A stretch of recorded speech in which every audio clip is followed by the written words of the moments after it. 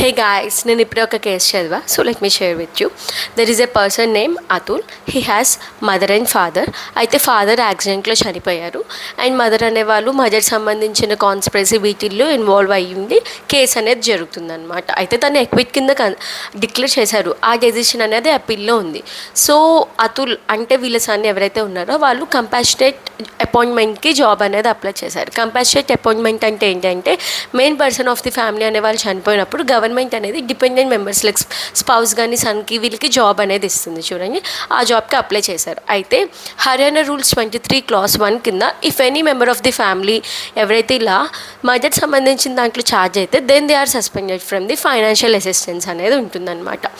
అయితే ఈ గ్రౌండ్ కింద ఈ అతుల్ అనే వాళ్ళకి ఆ జాబ్ అనేది ఇవ్వలేదు. అయితే ఈ కేసు అనేది ఇప్పుడు సుప్రీంకోర్టుకి వెళ్ళింది. సుప్రీంకోర్టు ఏమని చెప్తుందంటే జస్ట్ బికాస్ వాళ్ళ మదర్ అనేవాళ్ళు ఈ మదర్ సంబంధించిన ఛార్జెస్ అనే వాటిల్లో ఉన్నారనేది it should not be ground for Atul to deny his job అని చెప్తున్నారనమాట.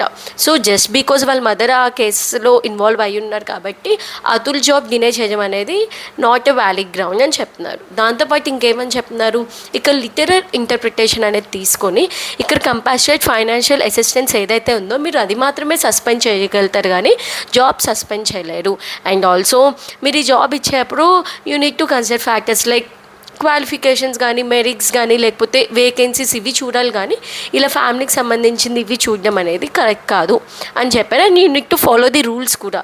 కానీ దీన్ని ఈ కంపాషనేట్ ఫైనాన్షియల్ అసిస్టెన్స్ ఏదైతే ఉందో దాన్ని బ్రాడెన్ చేయొద్దు అని చెప్పి ఆ జాబ్ అనే సంబంధించింది ఏదైతే ఉందో అది 3 months లోపల చూడండి అని డైరెక్ట్ చేసింది అనమాట సుప్రీంకోర్టు.